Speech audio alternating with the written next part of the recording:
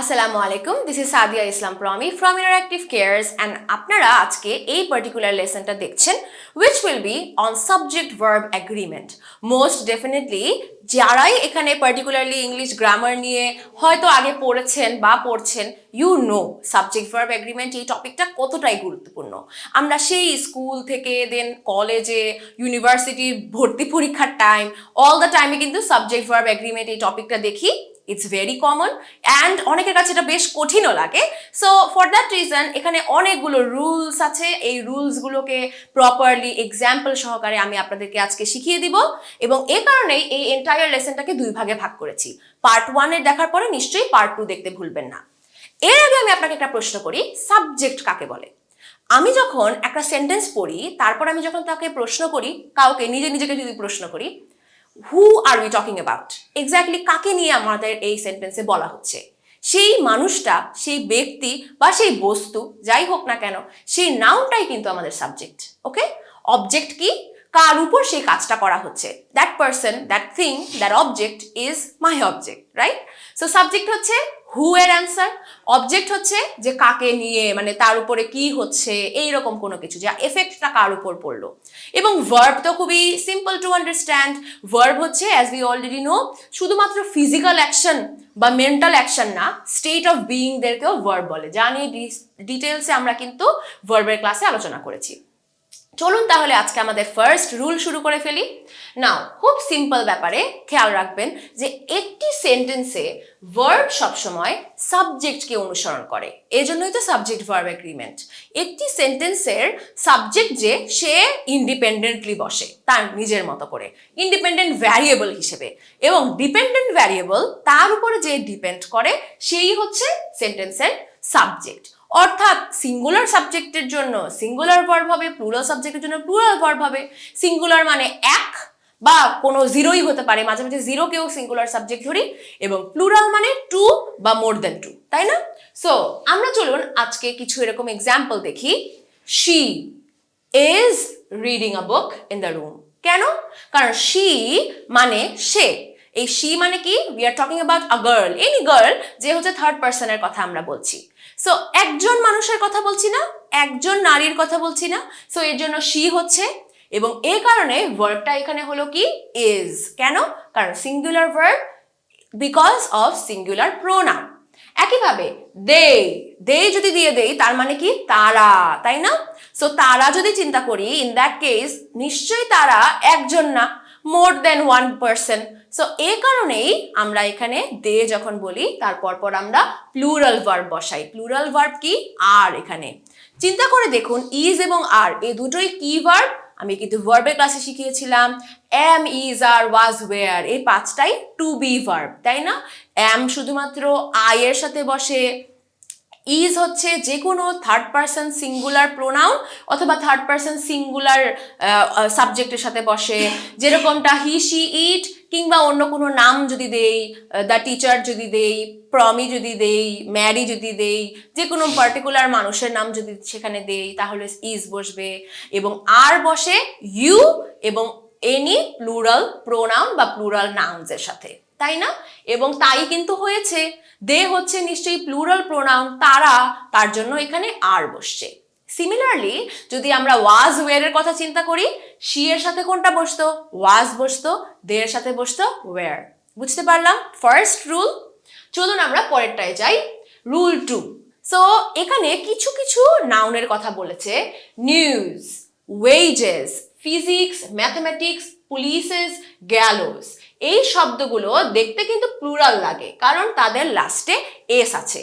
কিন্তু লাস্টে এস থাকা মানেই যে এটি প্লুরাল এমনটা না। যেমন নিউজ মানে কি? সংবাদ। সংবাদ কিন্তু একটি আনকাউন্টেবল নাউন। কিভাবে? ভাবতে পারেন যে না, একটা সংবাদ, দুইটা সংবাদ, নো। সংবাদ পত্রিকা হচ্ছে countable, as in news papers. সংবাদের রিপোর্টগুলো হচ্ছে কাউন্টেবল, নিউজ রিপোর্টস, একটা রিপোর্ট, দুটি রিপোর্ট। সংবাদের আর্টিকেল হচ্ছে কাউন্টেবল, বাট শুধুমাত্র সংবাদ শব্দটি কিন্তু আনকাউন্টেবল। আনকাউন্টেবল মানে গুনতে পারি না, এর জন্য এর পাশাপাশি সিঙ্গুলার নাউনই সবসময় বসে। একইভাবে দেখেন ওয়েজেস মানে বেতন। হ্যাঁ, সো ভাবতে পারেন বেতনও তো গোনা যায়, বেতন গুণা যায় না, বেতনের যেই টাকাটা আছে, যদি টাকা বা ডলার যেই কারেন্সি হোক না কেন সেই কারেন্সিটা গোনা যায়, বেতন গোনা যায় না। বুঝতে পারলাম? So wages, physics, mathematics, these are different subjects. সাবজেক্টের নামের শেষে যদি এস থাকে সেই সাবজেক্ট তো একটা সাবজেক্টই হয়, তাই না? এমন তো না যে ফিজিক্স মানে বেশ অনেকগুলো সাবজেক্ট, নো, একটা সাবজেক্টই লাস্টে এস আছে। এরপরে পুলিশেস একই রকম হবে। গ্যালোজ, গ্যালোজ হচ্ছে এরকমই একটি অবজেক্ট যেটা দিয়ে অনেক আগে ওয়ান্স আপন আ টাইম ফাঁসি দেওয়া হতো বা পানিশমেন্ট দেওয়া হতো, ঠিক আছে? এইরকম একটা ইনস্ট্রুমেন্ট, এগুলো লাস্টে এস আছে অটোমেটিক্যালি। এই কারণে থাকে লাস্টে এস, কিন্তু আমাদের এটাকে সিঙ্গুলার সাবজেক্টই বলি, তার জন্য সিঙ্গুলার ভার্বই বসাই। দ্য নিউজ ইজ ব্যাড, কিন্তু নিউজ রিপোর্টস যদি বলতো the news reports are bad, তখন বলতাম। বুঝতে পারলাম difference? Mathematics is an interesting subject. Okay, next দেখি uncountable noun and abstract noun such as. So uncountable এবং অ্যাবস্ট্রাক্ট নাউন। আনকাউন্টেবল নাউন হচ্ছে কিছু আগে যে বলে দিলাম যে গুনতে পারছি না, তাই না? যেরকম ওয়াটার, সুগার, সল্ট, এগুলোও কিন্তু গুনতে পারছি না, these are all uncountable noun. এবং অ্যাবস্ট্রাক্ট নাউন মানে হচ্ছে এমন ধরনের কোনো একটা ফিলিং, এক্সপ্রেশন যেগুলো আমরা জাস্ট ফিল করতে পারি, বাট আমাদের যে ফাইভ সেন্সেস মানে চোখের দেখা, স্মেল করা, টেস্ট করা, ফিল করা এবং কানে শোনা, এই পাঁচটা সেন্স দিয়ে আমরা এটাকে ইউজ করতে পারি না। দে আর কল্ড অ্যাবস্ট্রাক্ট নাউন্স। এগুলো সব আমি নাউন্সের লেসনে দিয়েছিলাম বাই দ্য ওয়ে। সো এই ক্ষেত্রে দেখেন কিছু এক্সাম্পল এখানে আছে। হেয়ার, এয়ার, বাতাস, হেয়ার, চুল, smoke, oxygen, water, milk, ink, soup, dust, ধুলোবালি, রাইস, গ্রাস, সল্ট, অনেস্টি, সত্যতা, কারেজ মানে ব্রেভারি বা সাহসিকতা, পিস, সিম্পাথি মানে সহানুভূতি, football, cotton, furniture, cooking, parking, training, love, advice, information, knowledge, জ্ঞান। এই সব ধরনের শব্দগুলোই যখন সাবজেক্ট হিসেবে বসে তখন সাবজেক্ট সবসময় সিঙ্গুলার হিসেবে ব্যবহৃত হয়। যেমন হার হেয়ার ইজ ব্ল্যাক। এখন হেয়ার তো অনেকগুলো হতে পারে, কিন্তু শুধুমাত্র হার হেয়ার বলতে আমি পুরো হেয়ারটাকেই একসাথে ধরি। So her hair is black. Honesty is the best policy. বুঝতে পারলাম? Short and simple. Now we have rule 4। কিছু ওয়ার্ডস আছে যাদের পর সাধারণত সিঙ্গুলার প্রোনাউন হয় এবং ভার্বও সিঙ্গুলার হয়, এবং এই প্রোনাউনগুলোকে কি বলে একটু চিন্তা করে দেখুন তো। These are called indefinite pronouns. Remember, indefinite pronouns আমরা কিন্তু শিখেছিলাম। These are called indefinite pronouns. Indefinite pronouns নিয়ে আমরা প্রোনাউনের ক্লাসে প্রপারলি আলোচনা করেছি।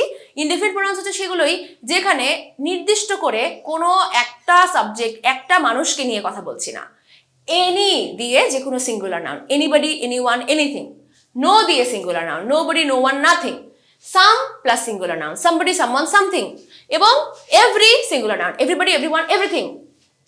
এনিবডি যে কেউ, নোবডি কেউই না, সামবডি যে কেউ, এবং এভরিবডি সবাই। একটা ক্ষেত্রেও কিন্তু আমি নির্দিষ্ট করে কাউকে বলছি না, এবং এই কারণে এটাকে ইনডেফিনিট প্রোনাউন বলা হয়, যার সাথে সবসময় সিঙ্গুলার ভার্ব বসে। Everybody was present. ওকে, ভাবতে পারেন সবাই, সবাই মানে তো অনেকে, বাট তারপরেও যেহেতু নির্দিষ্ট করে বলছি না তার জন্য singular verb. Nothing is impossible to man. কেন? নাথিং কোনো কিছুই না, সো ওয়ান্স এগেইন নির্দিষ্ট করে বলছি না। নেক্সট দেখি।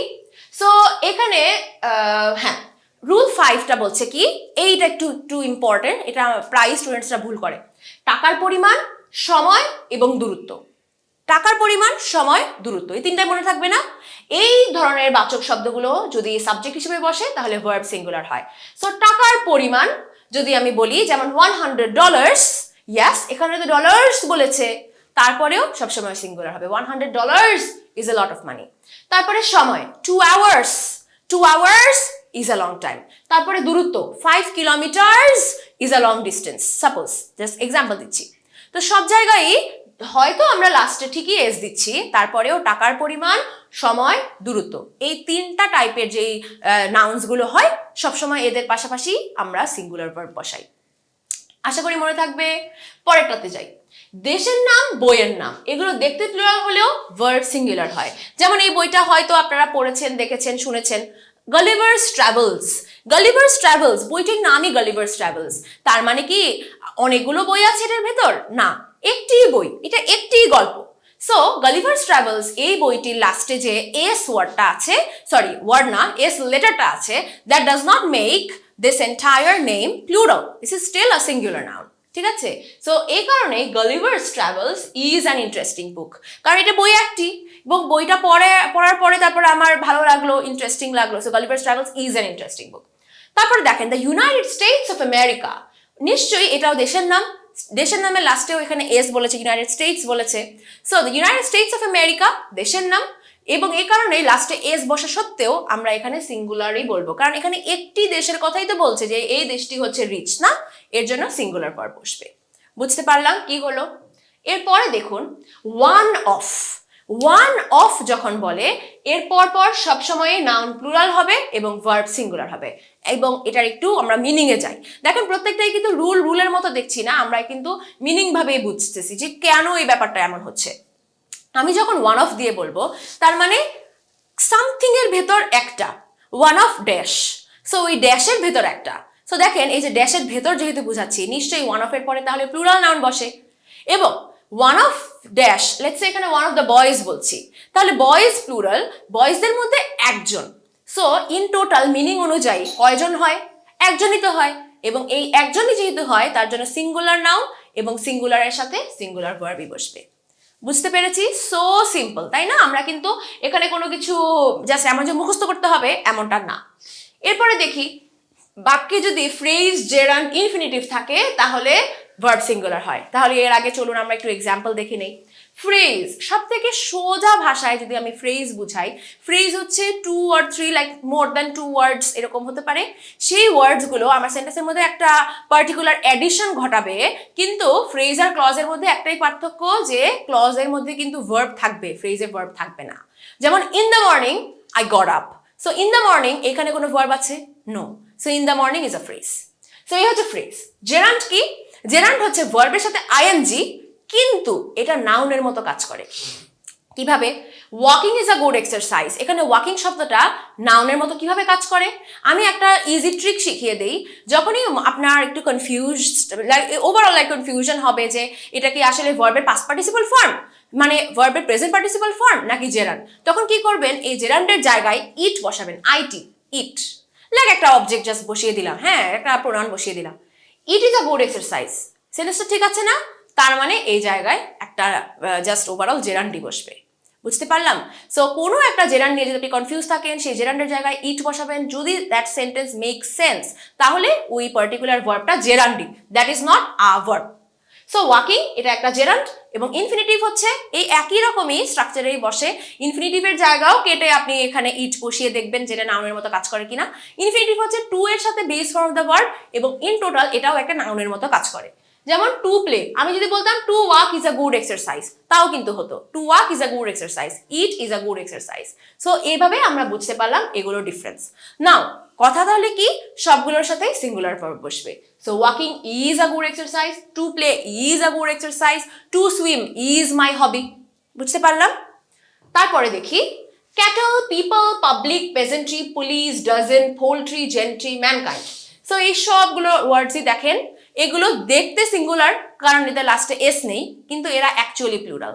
তার মানে একটা ওয়ার্ডের লাস্টে এস বা ইএস দেখেই যে আমরা এটাকে প্লুরাল ধরে নিব এমনটা না, আমাদের ওয়ার্ডের মিনিং জানতে হবে। যেমন ক্যাটেল, ক্যাটেল মানে groups of four legged animals, যেমন গ্রুপ অফ কাউজ হতে পারে, গ্রুপ অফ অক্সেন হতে পারে, মানে মহিষ, বা গ্রুপ অফ লাইক ভেড়াও হতে পারে, ছাগল, গরু, ছাগল, এরকম যে পশুগুলো আছে এগুলোর একটা দলকে আমরা বলি ক্যাটেল।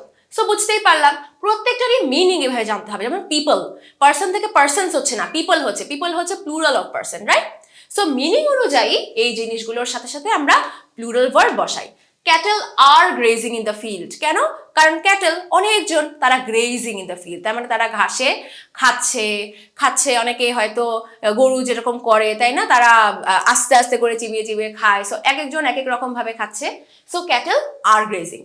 অ্যান্ড ফাইনালি বলতে এই ক্লাসের জন্য দ্য লাস্ট রুল, দুই বা দুইয়ের অধিক সাবজেক্ট এন্ড দ্বারা যুক্ত হলে প্লুরাল ভার্ব হয়।